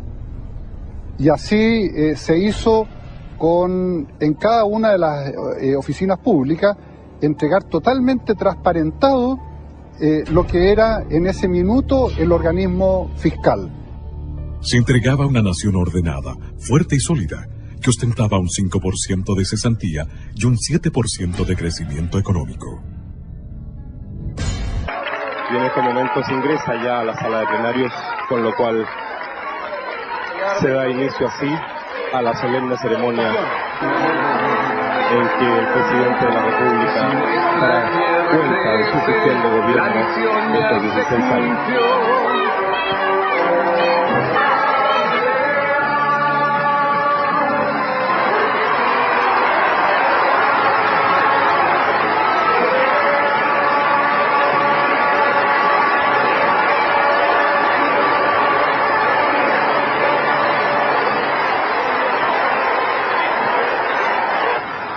Compatriotas, hoy puedo decirles con plena tranquilidad de conciencia y gran satisfacción que la misión emprendida en septiembre del año 1973 se encuentra totalmente cumplida. Chilenas y chilenos, tengo fe en los chilenos y esperanza en su promisorio destino. La tengo porque en estos 16 años de trabajo conjunto hemos forjado una orden institucional cuya solidez y coherencia constituyen el fundamento más sólido para seguir avanzando hacia el pleno desarrollo. No olvidemos nunca que fuimos capaces de levantar a Chile de las ruinas y que hemos construido un país nuevo, moderno y pujante. En consecuencia, comprometámonos ahora y para siempre a no permitir jamás que nuestro país deje de ser esa patria orgullosa, soberana y libre que tanto amamos. ¡Viva Chile! El poder civil fue asumido por un gobierno de coalición o de concertación de partidos políticos, donde figuró la Democracia Cristiana, el Partido Radical, el Partido por la Democracia y el Partido Socialista. Patricio Elwin, su primer presidente, confirmó la institucionalidad vigente del gobierno militar al realizar solo algunos cambios superficiales, aunque prometió una transición negociada, justa y prudente. A poco andar, creó la Comisión Rettig, so pretexto de primero conocer la verdad antes de establecer la reconciliación. Porque en Chile no somos todos iguales. Aquí la ley, y sobre todo la ley penal, se aplica para un lado y no para el otro. Les quiero recordar, sobre todo a los jóvenes, y les quiero decir, porque es así, que la ley de amnistía, que es una ley vigente en Chile, se aplicó a más de 1.400 personas. Se aplicó, vale decir, 1.400 personas salieron en libertad. Ahí salieron la gran mayoría terroristas, delincuentes. Y cuando se trató de aplicar a militares y carabineros, el Poder Judicial negó esta condición y no la aplica. En nuestros días, dirigentes del Partido Comunista Chileno siguen afirmando que no descartan el empleo de la lucha armada. Don Patricio Elwin hizo uso de una facultad constitucional de aplicar un indulto. Y en lo que se refiere al personal militar que se encuentra procesado, que se encuentra condenado, y a alguno que ha muerto en la cárcel, se ha estimado por quienes tienen el poder político de no aplicar esta facultad que es discrecional del presidente de la República, o no legislar a este respecto. Olvidando la experiencia del asesinato de Pérez Sujovic, el presidente Elwin indultó a los terroristas que habían estado en este bando. Bajo su mandato, murió asesinado por estos terroristas el senador Jaime Guzmán. 4 años después, otro demócrata cristiano, Eduardo Frei Ruiz Tagle, inició el segundo gobierno de la Concertación. Buenos días, guardia. ¡Buenos días, mi general! Durante su periodo, el general Pinochet asumió como comandante en jefe del ejército, cargo que dejaría más tarde para integrarse al Senado de la República como senador vitalicio. Siendo un senador de la República y encontrándose de viaje por Europa, el general Pinochet fue detenido en Inglaterra e interrogado por sus tribunales. Él acudió allá con el fin de someterse a una operación quirúrgica, que fue muy exitosa. O sea, si no hubiera sido por este episodio desatado por el juez socialista, digo juez socialista porque había sido diputado socialista, Baltasar Garzón, y un íntimo colaborador de Salvador Allende, como fue Joan Garcés, que promovió esta acción, de concierto con Garzón. Entonces, ellos dos urdieron esto y enviaron un oficio al gobierno socialista inglés. Los laboristas gobernaban en Inglaterra en ese momento. Entonces fue una alianza política que en el fondo se tradujo en el secuestro del general Pinochet. El juicio mismo en Londres fue una cosa grotesca, ¿se fija? Porque tanto ustedes se acuerdan que se recusó un juez y se ganó esa recusación. Yo creo que eso fue una vergüenza mundial, un escándalo, realmente un escándalo. Y además en violación de toda la legislación conocida, porque el general Pinochet tenía inmunidad oficial. O sea, él como ex jefe del Estado y además con un pasaporte oficial del gobierno chileno no podía ser detenido. La noticia de su detención provocó gran revuelo mundial. Los medios de comunicación marxistas y socialdemócratas connotaron el hecho como un triunfo de la democracia. Y queremos decirle al juez Garzón que lo entienda muy bien. Chile ha sido, es y será siempre un país libre y un país soberano.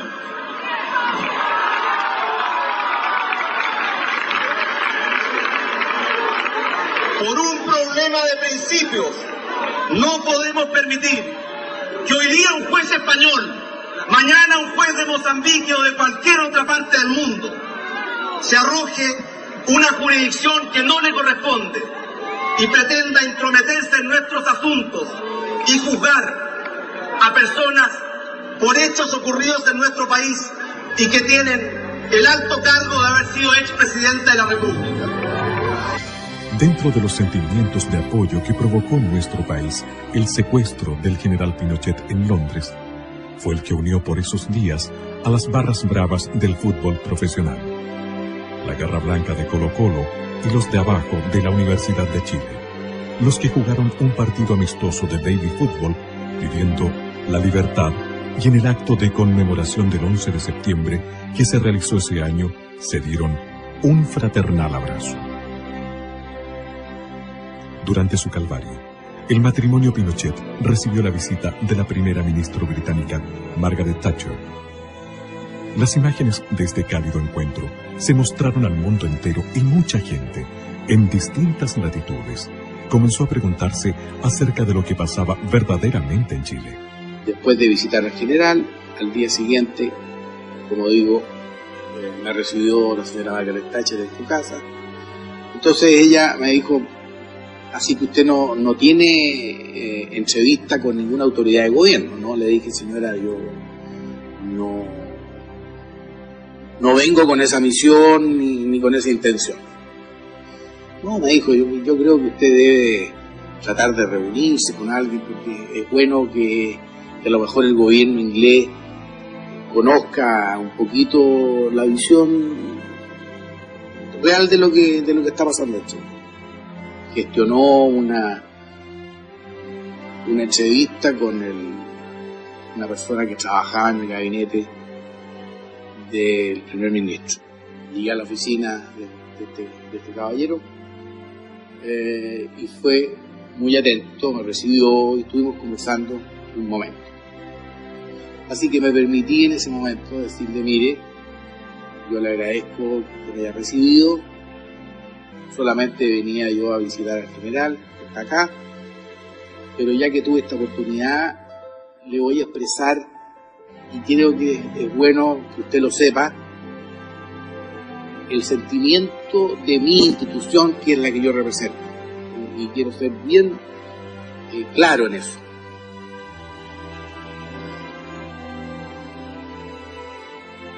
Nuestra institución nunca más va a confiar en Inglaterra. Lo de Londres fue terrible, pero fue algo inesperado, absolutamente, en el primer momento. Ahí lo vi triste, lo vi terriblemente. Mira, cada despedida era, para él sentía que se iba a morir en cada despedida cuando se... Creo que sintió una gran desilusión, pero, y también temor que a lo mejor no muriera en su tierra. Estaba lejos de su patria, porque él no, para él morir lejos de su país, no mirando la cordillera, era una cosa horrorosa. También impactó la masiva presencia de connacionales que viajaron a darle su apoyo al general Pinochet, enfrentándose en las calles de Londres a una orquestada movilización internacional. Y teníamos que demostrar que él también tenía un gran apoyo, que él era muy querido en Chile. Y la verdad es que el grupo humano de gente que fue, estábamos todos muy compenetrados y muy con ganas de poder decirle a él y al mundo que efectivamente él no estaba solo. Y alguna vez lo vi comiendo una empanada chilena hecha por mí y llorando como hombre, llorando de emoción, y justamente fue para el 18 de septiembre, donde cantamos el himno nacional y todos llorábamos de emoción y de pena de lo que estaba pasando con él, que lo pasó muy mal. Y la verdad que fueron momentos súper fuertes, ¿eh? Y la gente, incluso la gente que vivía allá, los chilenos, nos miraban y no podían creer, decían cómo había gente que había venido de tan lejos a demostrar su cariño por él. Cuando yo acompañaba a mi capitán general en Londres, cuando lo fui a cocinar, lo que le dolía a él eran los traidores. Porque me decía, Coquito, los comunistas siempre me odian, tienen derecho, pero los que me cargan son los traidores. Así que usted, si alguna vez le dio la mano y él se la dio con cariño, no puede traicionarlo, porque está traicionando a su país. Y eso me duele a todos los que tenemos buena memoria. Así que, ojo, porque la cuenta se pasa. Los políticos tienen que saber a dónde van. Y espero que conduzcan bien este país, porque lo veo bastante complicado. En diciembre de 1998, desde Londres, el general Pinochet envió a los chilenos una sentida carta. A través de sus párrafos, es posible avisorar la absoluta claridad que él tenía acerca de las razones y de los gestores de su detención. Impedido de regresar a mi país y viviendo la experiencia más dura e injusta de mi vida, expresaba la carta, quiero agradecer a mis compatriotas todas las nobles muestras de cariño y apoyo que me han dado. He sido objeto de una maquinación político-judicial, artera y cobarde, que no tiene ningún valor moral, mientras en este continente y específicamente en los países que me condenan mediante juicios espurios, el comunismo ha asesinado a muchos millones de seres humanos durante este siglo. A mí me persiguen por haberlo derrotado en Chile, salvando al país de una virtual guerra civil. Ello significó 3.000 muertos, de los cuales casi un tercio son uniformados y civiles, que cayeron víctimas del terrorismo extremista. Más adelante, aclaraba, si con mi sufrimiento se puede poner fin al odio que se ha sembrado en nuestro país, quiero decirles que estoy dispuesto a aceptar todos los designios del destino con la más absoluta confianza que Dios, en su infinito amor, sabrá hacer fecundo este sacrificio que le ofrezco para que triunfe la paz, y en el amanecer ya del nuevo siglo, sean los chilenos un pueblo unido y reconciliado como el que siempre soñé alcanzar a ver. Finalmente, Inglaterra dio cuenta a tiempo que su justicia no podía ser dirigida por un juez español que estaba gastando su presupuesto y prestigio y que ello no la llevaba a nada beneficioso. Era arbitrario, o sea, no tenían por qué tenerlo preso los ingleses. Gracias a Dios que fueron los ingleses y no los españoles. Fue una gran emoción saber que volvía, y también a la vez algo increíble, porque no podíamos creerlo después de tanta tensión, tanto momento difícil. Fue como el término de una pesadilla. Y ya el hecho de ver en la televisión cuando el avión despega en dirección a Chile, ya fue como, bien, era verdad, en realidad. El gobierno dispuso que el general Pinochet no fuera recibido con los honores que merecía, y que miles de adherentes esperaban que así fuera. Sin embargo, el general comandante en jefe del ejército, Ricardo Isurieta, lo recibió como correspondía. Era senador de la República, expresidente, había sido excomandante en jefe. Entonces, el hecho que estuvo tanto tiempo en Londres para nosotros era una situación que no era grata. Las imágenes de esta recepción, al ser publicadas en la mayoría de los medios de comunicación internacionales, de nuevo hicieron cavilar sobre lo que verdaderamente había sucedido en Chile. La historia de Chile no comenzó el 11 de septiembre. El 11 de septiembre es el día último en que Chile se destrozaba y se caía a pedazos. No amanecieron con ganas de tomarse el poder. Lo que hicieron fue a petición de la inmensa mayoría de chilenos, incluso de aquellos que hoy día dicen que no, incluso de aquellos que en ese momento fueron a dejar su anillito y dieron plata y hoy día dicen que no. Incluso con ellos, incluso aquellos que fueron parte del gobierno militar entre 1973 y 1975, como fue la democracia cristiana, y que no intenten decir que no, porque la historia no se puede falsear.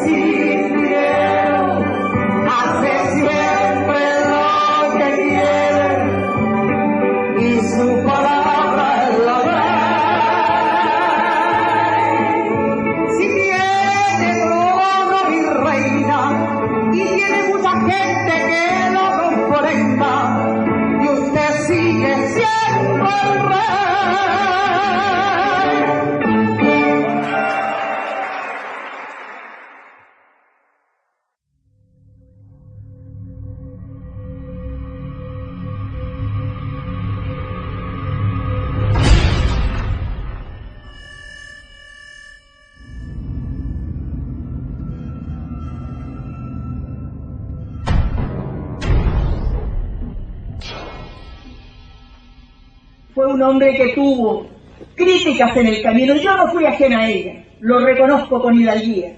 Pero como se lo dije en privado, hoy día se lo repito en público. ¿Cuántas de mis críticas hoy día tengo que decirle, presidente, tenía usted la razón? Durante el gobierno de Eduardo Frei hijo, se modificaron los textos de educación y se estableció en ellos que la violencia en el país había sido iniciada solamente por los agentes del Estado, en tiempos del general Pinochet. El cambio en los textos de educación fue una clara demostración de querer borrar de la historia el periodo de guerra irregular que se mantuvo vigente por casi 30 años en Chile, con algunos momentos más álgidos y duros que otros. El presidente Eduardo Frei Ruiz-Tagle, lamentablemente, con la anuencia del mando militar, tratando quizás de dar señales de consenso reconciliador, estableció una mesa de diálogo, con lo que se judicializaron todas las causas militares. El perjuicio mayor fue para los militares que habían actuado directamente en la lucha contra la actividad terrorista. Esas personas comenzaron a ser procesadas y muchos de ellos están todavía detenidos, presos, condenados, con una justicia muy extraña. Hoy día, los militares que dieron garantía y seguridad al país permanecen encarcelados sin que se vislumbre todavía una salida. Evidentemente uno ve una acción insidiosa, porque acá uno escucha permanentemente la mitad de la campana, la mitad de la historia. Yo le dije al principio de esta entrevista que la verdad contada a medias termina siendo una vil mentira. Entonces, ¿por qué no juzgamos a la otra parte también? Yo no estoy diciendo, ningún camarada dice, no tenemos que ser sometidos a juicio, pero a juicios justos. Mire, yo no quiero entrar a juzgar a los jueces porque ellos es un poder del Estado que es independiente, pero me parece que con el tiempo va a haber una recapitulación aquí en la forma en que ha actuado la justicia, que creo que no ha sido la mejor.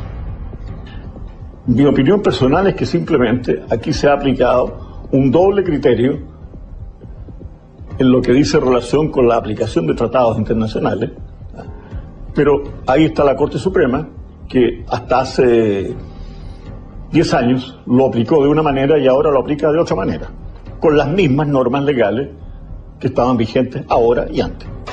Tras el gobierno de don Eduardo Frei Ruiz-Tagle, vino el gobierno de don Ricardo Lagos Escobar, quien intentó reivindicar al nuevo socialismo, al socialismo renovado, que apoyó nacional e internacionalmente su gestión. Su sucesora, la presidenta de la República, doña Michelle Bachelet Jeria, hizo recrudecer el trato a los presos políticos militares. Caracterizó su gobierno con una serie de cambios sociales. Su eslogan fue ni perdón ni olvido, mientras en los escenarios internacionales declaraba no guardo resentimiento alguno. Pero Tata, tanta persecución parece película de terror esta cuestión, po.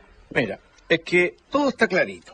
En la prensa, en los textos de estudio, en el Museo de la Memoria y en la los... sentencia, acuérdate, po. Bueno, pero es que en los juicios contra militares que no tienen nada de justicia. Sí, po. Pucha, Tata, encuentro escalofriante tanto rencor. ¿Sabéis, Tata? Yo creo que la carretera austral es lo que más representa al general. Abriendo caminos, dejando huellas donde antes nadie lo había intentado. Estamos de acuerdo, mi niña. En todas las épocas han habido grandes hombres que han abierto caminos y han dejado huellas imborrables. El 24 de diciembre del año 2006, semanas después del fallecimiento del general, la Fundación Augusto Pinochet dio a conocer una carta del exmandatario en la que, en uno de sus párrafos, se dirige especialmente a las nuevas generaciones, aclarando: Chile empezó a arder y se encajonaba sin escape. Objetivamente, en mi concepto, a 3 posibilidades. Esto que lo entiendan las nuevas generaciones nacidas con posterioridad a la crisis. A una guerra civil sin cuartel, de ventana a ventana, con miles y miles de personas muertas, a la imposición de una dictadura llamada del proletariado ideológicamente marxista-leninista, con la pérdida total de libertad política y del Estado de Derecho, y a una reacción conjunta de civiles y militares para eliminar tajantemente las anteriores. Nadie discute que la inmensa mayoría de la población se inclinaba por esta última alternativa. En otro párrafo de esta carta, el general aborda de manera frontal el tema de las muertes y los desaparecidos. En muchas muertes habidas y en los desaparecidos de cuerpos, es muy posible que no se logre jamás un conocimiento acabado del cómo o por qué ocurrieron. No se puede descargar con simpleza la responsabilidad de un sinnúmero de extralimitaciones porque no hubo un plan institucional para ello. Los conflictos graves son así, fuentes de abusos y exageraciones. En los enfrentamientos habidos en la historia, el resultado en cuanto a pérdidas de vida y las deshumanizaciones son parte de su definición.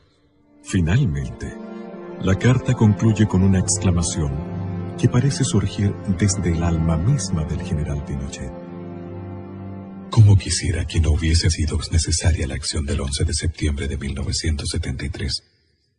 ¿Cómo hubiese deseado que el presidente Salvador Allende no hubiera incubado en su ideario el propósito de transformar a nuestra patria en una pieza más del tablero dictatorial marxista? Esta misiva, conocida en forma póstuma, no hace sino engrandecer la imagen de Augusto Pinochet, a juicio de algunos analistas internacionales, como lo menciona en su obra el escritor italiano Mario Spataro. El mundo, poco a poco, está comprendiendo y valorando la verdad de los hechos que acontecieron en Chile, y la imagen del general Pinochet está comenzando a tomar su real dimensión de estadista y patriota. También lo cree así Paul Johnson, destacado escritor e historiador inglés, que señala textualmente en su obra: la gente debe estar de acuerdo en diferir sobre los héroes. Yo admiro enormemente a Chile y su gente, y me preocupé cuando mi amigo Salvador Allende se hizo presidente y abrió el país a las hordas de radicales armados de todas partes del mundo. Así que aplaudí la toma del poder por parte del general Pinochet. Pero al evitar la transformación de Chile en un satélite comunista, el general se granjeó el furioso odio de la Unión Soviética. Pinochet sigue siendo un héroe para mí porque conozco los hechos. Pinochet es el hombre del destino, por su voluntad inquebrantable y por su obra gigantesca. Forjador en lo fundacional del régimen, conductor de la transición y realizador de la futura consolidación y de la entrada de Chile en una nueva era. Estas no son palabras, son sentimientos profundos. Pinochet, para la mujer chilena, es signo de seguridad. Pinochet, para la juventud chilena, es símbolo de realización cierta de sus esperanzas. Pinochet, para el país entero, es el hombre símbolo de la vocación de grandeza de Chile. Pinochet es el más grande estadista de este siglo. Muchas gracias. Quizás el acto revanchista menos honorable de parte de la coalición gobernante y de su presidenta en esos momentos fue aquella orden política dada al comandante en jefe del ejército, general Óscar Izurieta Ferrer, con motivo del fallecimiento del general Pinochet, de no hacerle funerales de jefe de Estado y que no tuviera cortejo público. Sin embargo, aquel encontró la solución al hacerlo en la escuela militar. Si lo único que le falta a este país, lamentablemente, es poderse dar la mano entre todos. Por eso cuando mi papá se murió, yo me acerqué donde la señora Blandón y le di la paz. No por un gesto de aparentar políticamente nada a favor ni en contra de nadie. Simplemente porque en una misa fúnebre donde mi padre había muerto, hice lo que me enseñó él, que las rencillas y las cosas se dejan de un lado. El mundo entero observó conmovido el adiós al general, preguntándose nuevamente qué había acontecido realmente en Chile. Yo, señores, estoy en la final de la vida. Ya la vida veo que se va terminando y el camino solo se va acabando. Pero siempre guardo para ustedes el cariño, el afecto,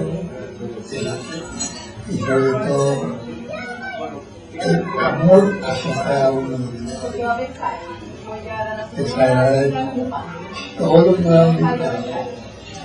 No tendría palabras para decirles cuánto es mi alegría y cuánto es lo que yo recibo de ustedes.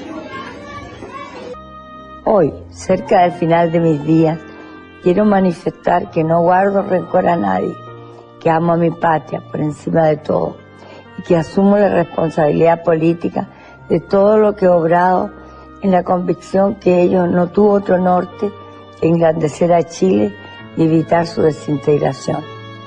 Quiero especialmente dar un mensaje de apoyo a mis camaradas de armas, muchos de ellos privados de libertad, que sufren la persecución y la venganza de quienes desencadenaron la confrontación y la violencia, que obligó a las Fuerzas Armadas y de orden a intervenir para superar un conflicto que parecía insalvable. Gracias a su coraje y decisión, Chile pudo transitar entre la amenaza totalitaria y la plena democracia que nosotros restablecimos y de la cual gozan todos nuestros compatriotas. Reitero lo que he dicho siempre, yo asumo la plena responsabilidad política de lo sucedido. Tengo la certeza más absoluta de que el día de mañana, cuando cesen las pasiones y los resentimientos, la historia juzgará con objetividad nuestras tareas y reconocerá que la obra realizada colocó a Chile a la cabeza de las naciones de este continente. Ruego a la divina providencia que seamos capaces de superar las heridas que inevitablemente dejan conmociones sociales y políticas como las que debimos enfrentar en 1973, y que se restablezca en Chile la unidad, concordia y paz social. Solo así volveremos a ser grandes y sepultaremos el odio y el revanchismo. Muchas gracias a todos ustedes por la lealtad y la gratitud que guardan para con este viejo soldado, a quien la patria lo colocó en una encrucijada histórica que logramos resolver con el apoyo y respaldo de sus camaradas de armas y del heroico pueblo chileno. ¡Viva Chile!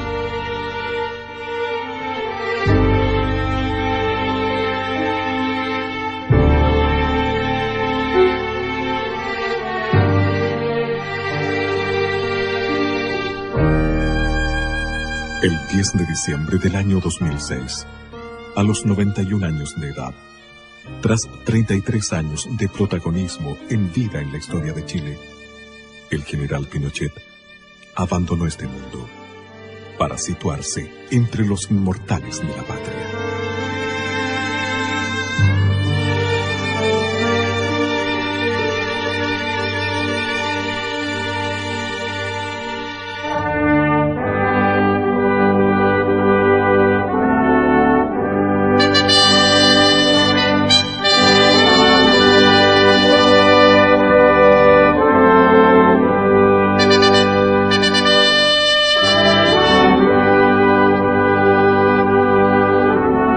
Cientos de presidentes serán olvidados.